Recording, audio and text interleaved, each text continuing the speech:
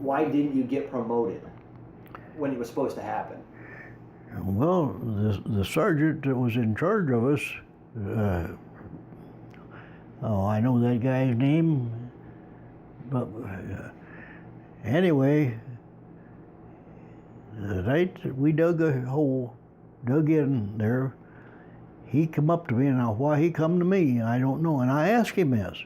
I said, hey, there's a lot older men here than me. I said, why you come to me? He said, I want you, I don't want them. That's what he said. I said, okay. So he said, I'm going to promote you from PFC to sergeant. He said, you're going to be the squad leader. He said, you'll be the squad leader.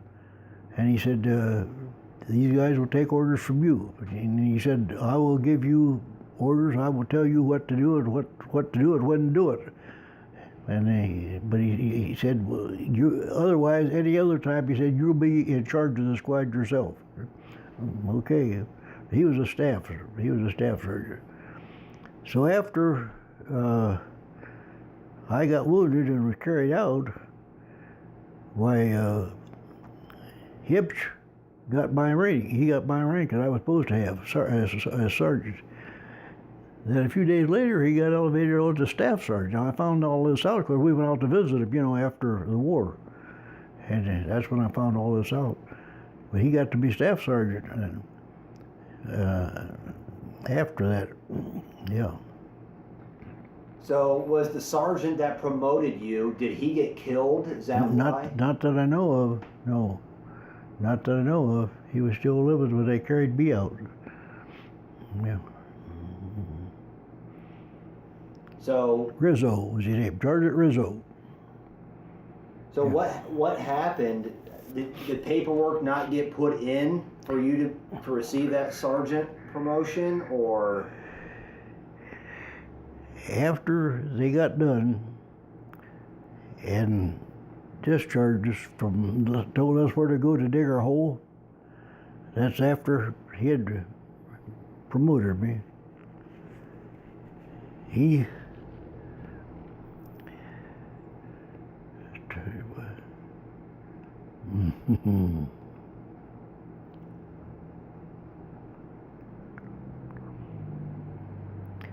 the lieutenant had the paperwork. He had the paperwork in his hand, and he got up, and when that shell hit, I don't know what happened to the paperwork, anything after that, but that's when the mess took place. There was when that's exactly when it took place, when the shell hit, and it killed him and the other two guys.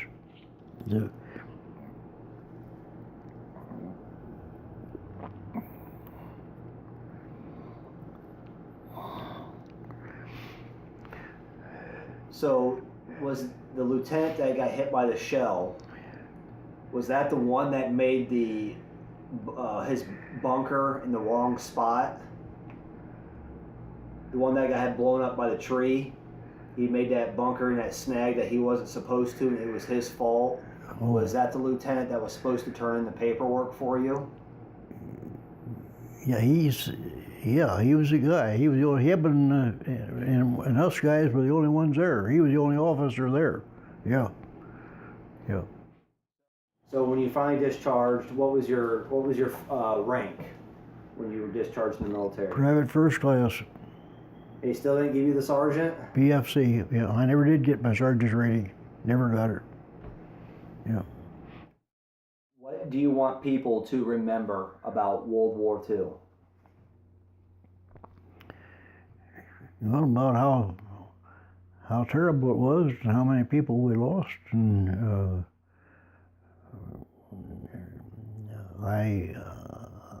I'm thankful that I had a part in saving the greatest nation in the world, and I'm proud of the fact that I was a soldier and helped defend my country, and I think my country has been real good to me.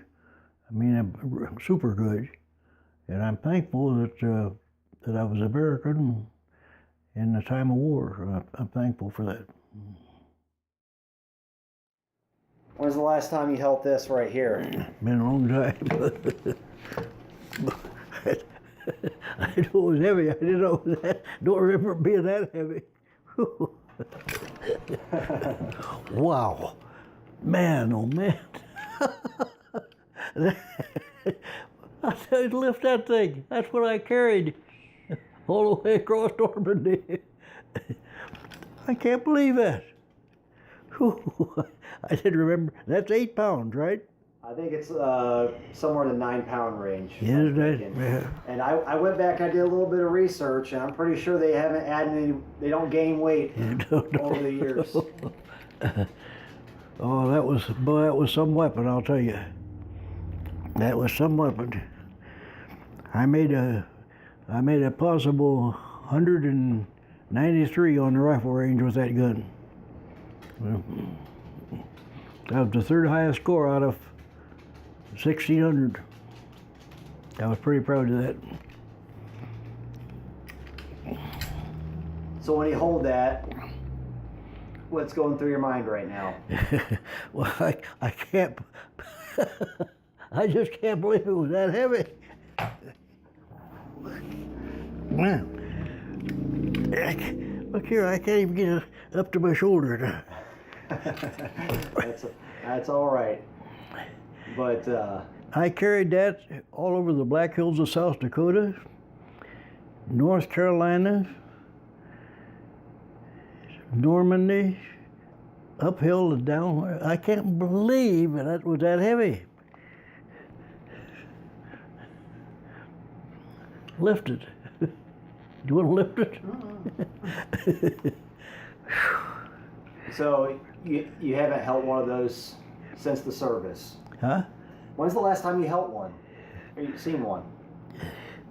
I guess it would have been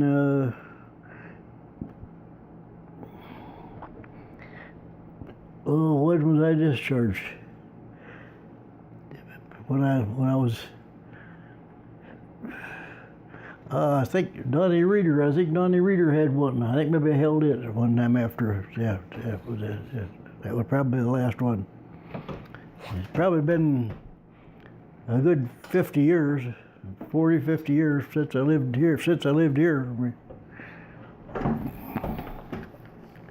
Man, oh man. What were your feelings about the atomic bomb? Or the atomic bombs being dropped? Well, I thought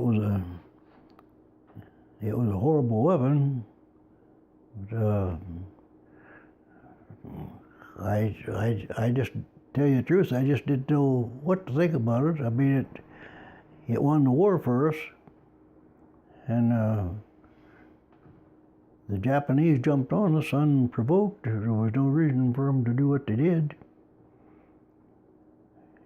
and I think we got even with them. I think we showed them that they better not do that no more. Can you describe the pain of being shot? Huh? Can you describe the pain of being shot? Well, it felt just like a bird. That's what it felt like, you know. This one here, it just felt like something bird, you know. What goes through your head when you're under such close fire like that and bullets are just missing you, and then in your case even hit you? Can you recall what you were thinking and the panic that was kind of maybe in your mind when this was taking place? What I was thinking, you know? Yeah, when you were coming under fire from snipers and machine guns. Yeah. When these bullets are going past you, what are you thinking? What are your emotions? You're thinking about how soon one of them going to hit you. You wonder how long you're going to make it before one of them gets you.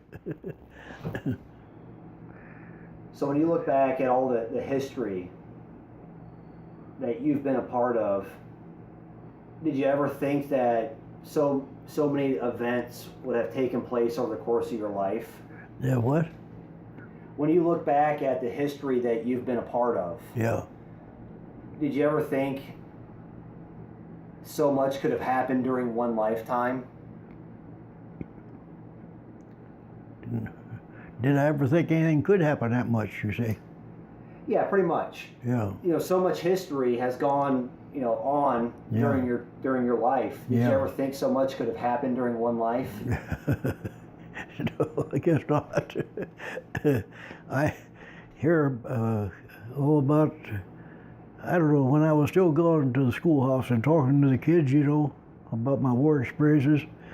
One time, as I went in the hallway beside the bleachers here, and to the main gym, and now instead of having chairs for the kids from probably all up from the fifth grade, maybe from the first, second grade on up to about the sixth grade, they had all those kids sitting flat on the floor with their legs crossed, down a 10-foot strip wide out in front of the bleachers, cleared the whole length of that auditorium, or gym.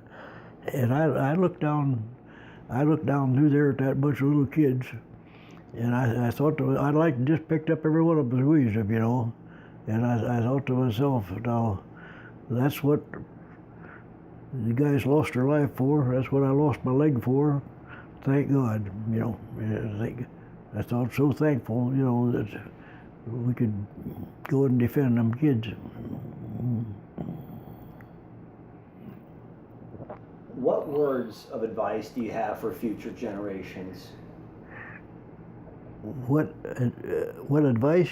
Yeah, what words of advice do you have for future generations? Well, for young men to raise their family in church. And the family that prays together stays together. Did you ever hear that? Well, that's pretty well true. So I would say that that would be the main advice that I would give anybody this day and age, was to get into a good church and raise their family in church. I think that's the best thing they could do.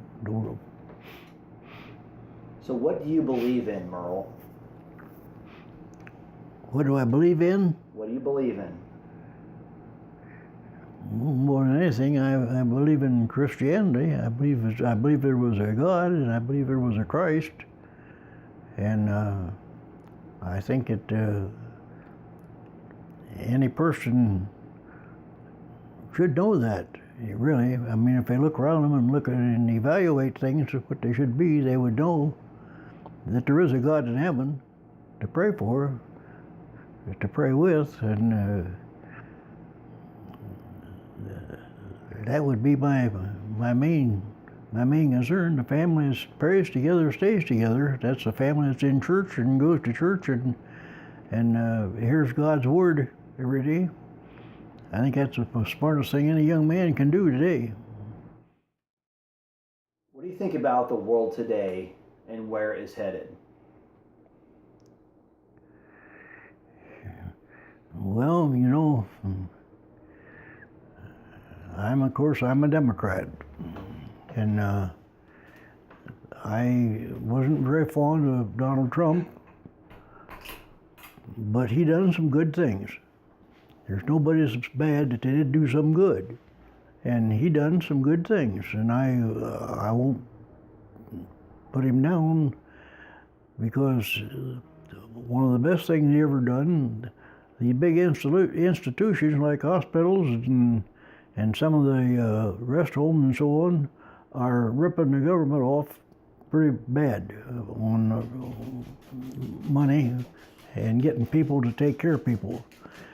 And one thing that Donald Trump done here just recently, I don't think the bill's even done yet, he got it passed, for the hospitals or for the people like myself. I'm here in my own home, but this is my daughter, my youngest daughter, and he passed a bill that they're going to start paying family for taking care of family.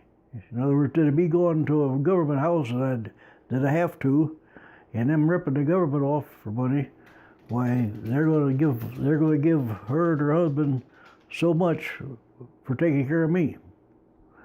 So, and I thought that was a good bill. that a man didn't have to leave his family or leave his home and go into a government house, to stay.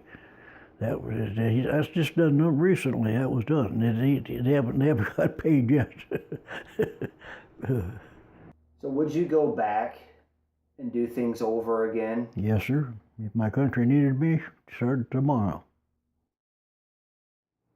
So you've been a part of and witnessed some of this country's most valuable history. The end of the Civil War veterans have passed through your time.